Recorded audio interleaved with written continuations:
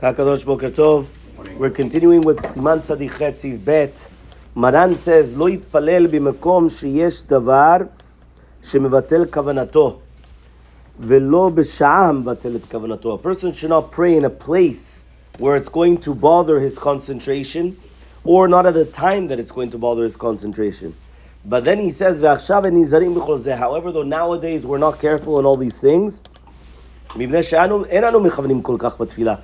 We don't have the same kavanot and tefillah. And therefore, he says, because of that, we're not so careful nowadays in all of these halachot, even though obviously we should try to do as much as we can.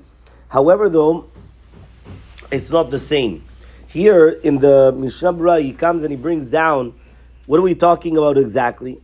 He says, for example, you're in a place and there's a certain strong smell, or there's certain sounds and other things as well. So a person should be careful. The same thing is if a person's very, very upset. So if, let's say, for example, a person gets, very angry, and right now he's going to pray, he's not going to be able to have kavanah because he was just, bekas, right? And obviously the people always get him angry. So therefore what happens is that a person should actually wait, and even if he's going to pray later, so he'll pray later. Why? Because if he's going to pray right now, it's going to be a problem. He's not going to be able to concentrate the proper way. Now, it is brought down in the Pri Megadim, in the name of the Levush, he says, even though we don't have kavanah, but we should try to do as much as we can. What does that mean exactly? The Kaf HaChaim brings down that even if you didn't have kavanah in one of the berachot of the tefillah, don't lose out on all the rest. And he brings the mashal, he says, imagine right now you lost one pearl. He says, not because you lost one, you're going to lose everything else. So therefore, a person should actually be careful.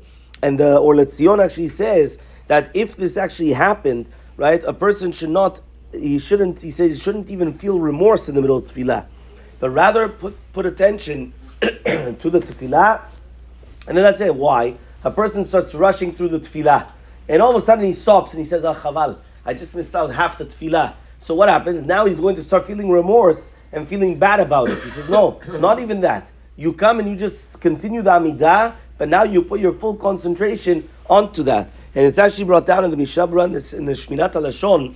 He brings down there's a mashal to do with a yalda, small girl, that she goes in the shuk and she gets on top of a basket and she starts selling fruits. A gazlan comes and he starts stealing from her the fruits. Now she doesn't know what to do. She's just watching. She doesn't know what's going on.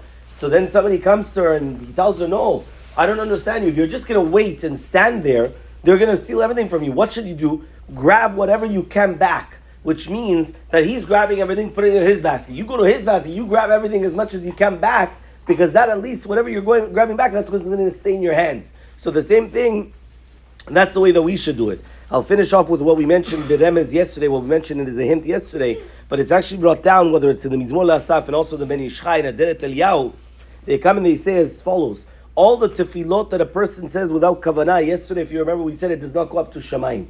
Why? If you have kavanah, that tefillah is brought in front of HaKadosh Baruch Hu. If it's done without kavanah, so it's just like a body without an neshama. It doesn't come up. So what happens though? He comes and he says they put in ginizah in a echal elyon.